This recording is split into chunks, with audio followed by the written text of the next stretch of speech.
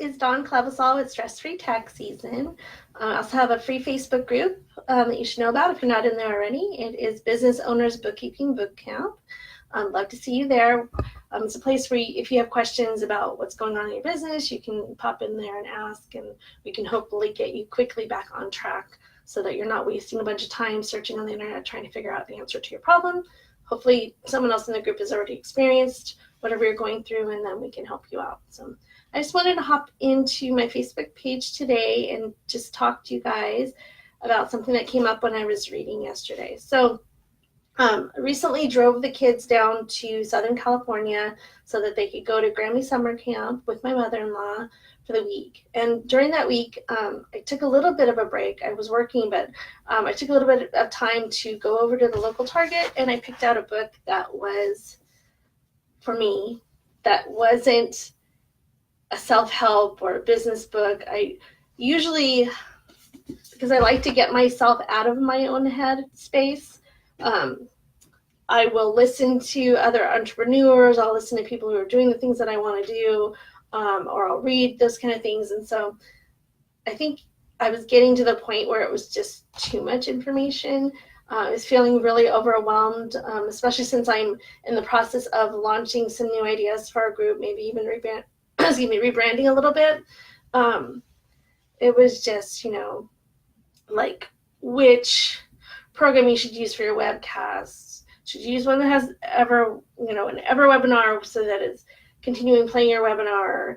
There's just like so much learning curve to each of the steps, to launching a product line, to launching anything, that it was just driving me crazy. So I picked up this book. It's Liane Moriarty, The Hypnotist Love Story, and it's really just an easy, mellow read. It wasn't anything that made me stressed out or anything. Sometimes when I'm reading a book, it depends on the book, but sometimes when I'm reading a book, I'll get to the point where like I can't put it down, but not in a good way. Like I can't put it down because I'm like anxious to get it done.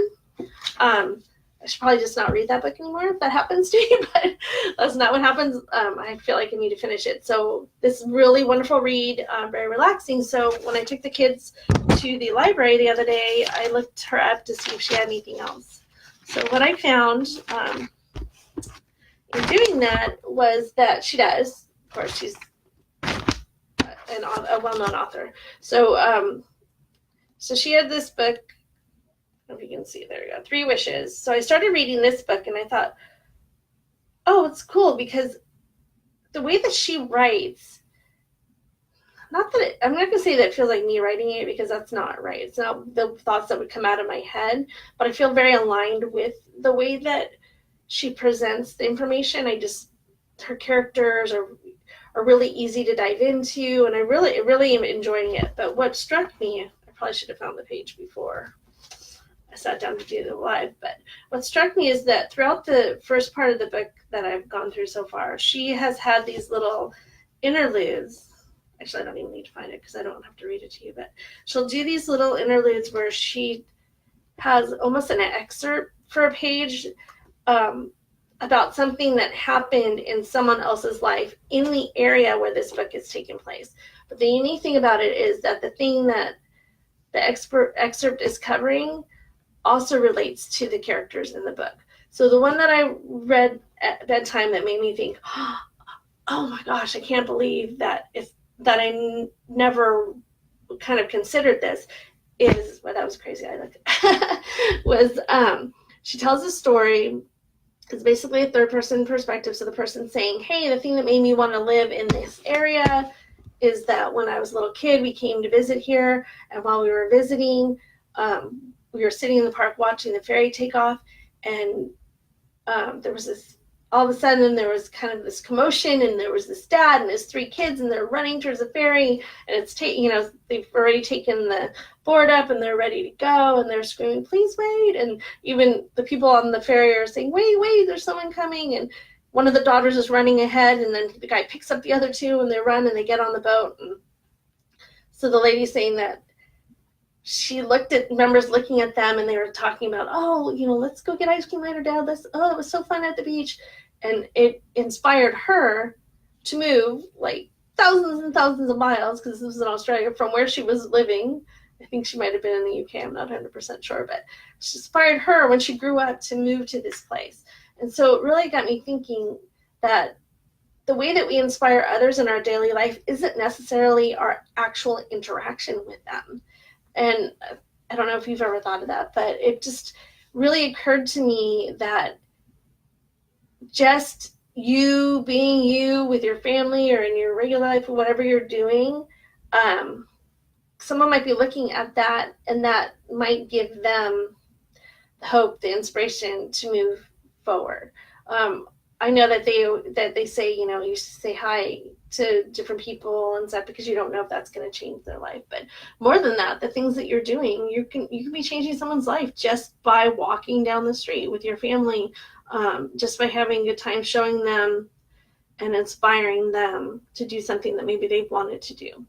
So that really struck me, and I wanted to share that with you. I did also want to get on and ask you guys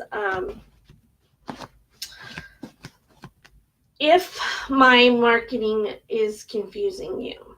So my question really centers around the business name. So when I moved from California to Washington State, there was somebody else who had my business name. So I was freelance bookkeeping when we moved here, but someone else was already registered, and so I couldn't register that way. So I went ahead and went with Stress Free Tax Season LLC, which Stress Free Tax Season was already my email address, and it was already the website address. So I went ahead and went with that. But I'm wondering if I'm confusing my audience, if people are feeling like I do taxes, which I don't. So what I do as a bookkeeper is I help you get your monthly books in order so that when tax season comes around, we have a stress-free tax season, because we literally just have to hand the reports off to the CPA. They send questions back. I help you answer them, that kind of thing.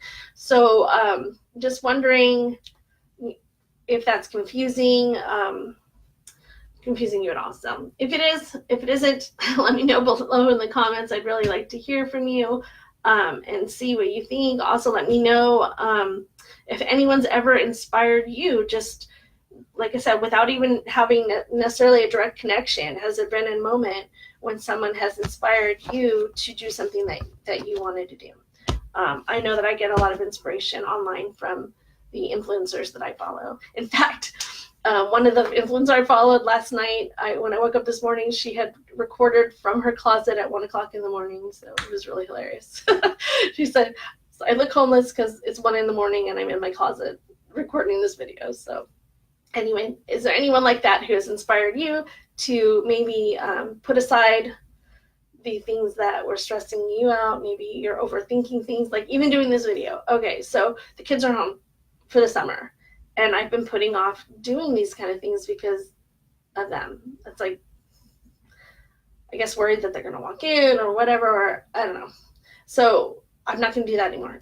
I'm going to be coming on every week. I'm still trying to figure out what time. I'm thinking maybe around 9:30 or 9:45 on Thursdays might work out really well. I'll let you know. I'm working, like I said, on redesigning a few things, but let me know, is the business name confusing you? And if you have any suggestions, I'm going to be coaching a little bit more than I have in the past, in addition to doing the bookkeeping. And so that's kind of what's prompted my question to you. So I'm going to have some online coaching, I'm going to have some one-on-one coaching, and I have the day-to-day bookkeeping. So if you have any suggestion for something that would encompass those things and maybe be a little less confusing for people, I'd love to hear your input. In the meantime, go over to my Facebook group and join up there. We'd love to see you and hear what kind of questions that you have around your business, particularly if it's bookkeeping, what you should be doing. That's a big thing that I'm going to be focusing on. I have 5 things that you should do every month in order to make sure your books are up to date, and then it just makes your life so much easier. You're not having to think in the background, oh my gosh, I still need to do that thing. So contact me, and we'll see you the next time. So like I said, probably the same time, which is Thursday today, around 9:45. So talk to you soon. Bye.